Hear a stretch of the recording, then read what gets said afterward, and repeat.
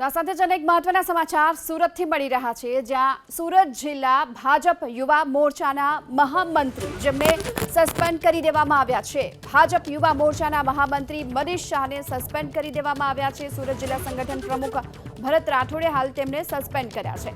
નર્મદામાં અનાજ સગે વગે કરવાના કૌભાંડ અંતર્ગત આ કાર્યવાહી કરવામાં આવી છે।